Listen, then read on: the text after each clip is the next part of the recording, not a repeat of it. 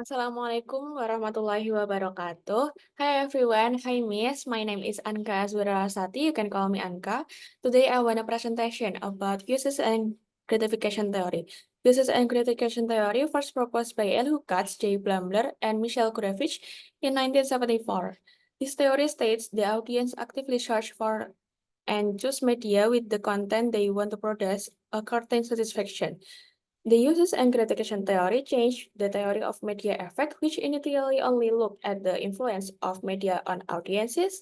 Uses and gratification theory is known for its shift for the assumption that media message have a strong effect on a wide audience to the assumption that media choices are personal, made by each individual to fulfill different goals, which means that the media no longer relies on what the media does to the audience, but places more emphasis on what the public does to the media.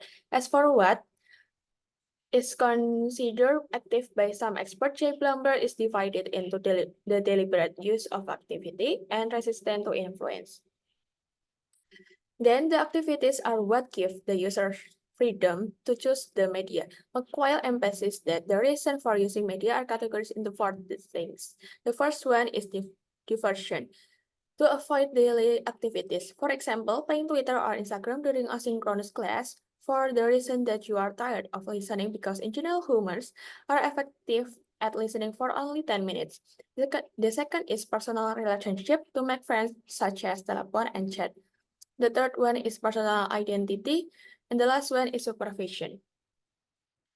Katz, Blumler, and Gurevich describe five basic elements or assumptions of the uses and gratification theory. The first one is audience is active and media use is goal-oriented. The second one is initiative in linking the satisfaction of needs with the individual's own choice of particular media. The third is media competence with other sources of need satisfaction.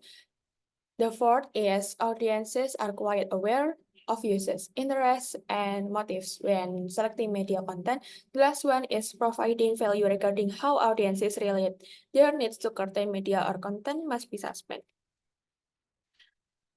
Katz, Blumber, and Gurevich look at how social and environmental conditions are the reasons audiences turn to media to satisfy certain needs. Therefore, Katz, Blumber, and Gurevich point out social factors that may be involved in media selection related to audience needs. The first one is social situation can produce tension and conflict.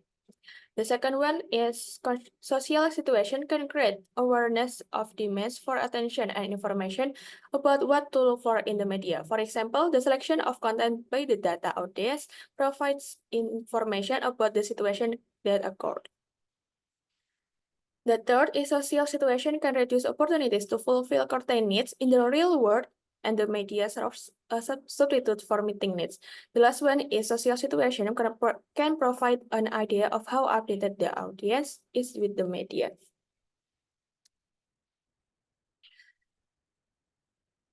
They consider that the majority of media users are a passive group and are just going through the motion, and it makes no sense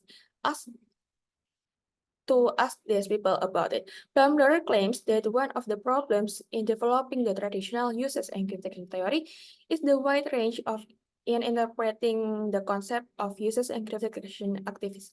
Therefore, he re-explained the meaning into four things. The first one is usefulness. Media has many benefits for audiences, and audiences can use media for their needs. The second was in the second one, the second is intentionality. The third is selectivity, and the last one is resistance to other influence. Audiences can actively ignore the influence of certain media.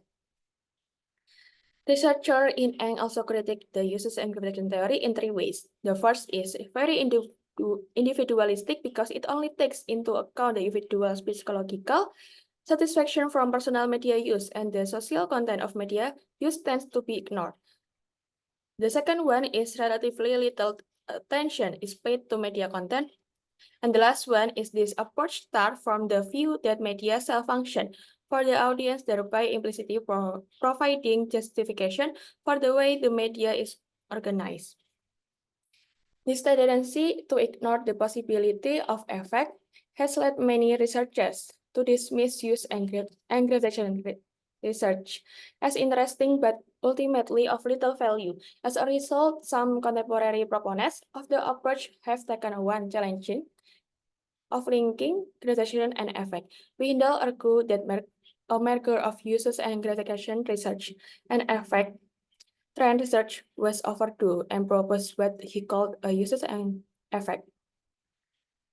In a similar vein, palm green, green rose studies have shown that a variety audience gratification are related to a wide spectrum of media effect. Thank you for your attention. This is my references. Wassalamualaikum warahmatullahi wabarakatuh.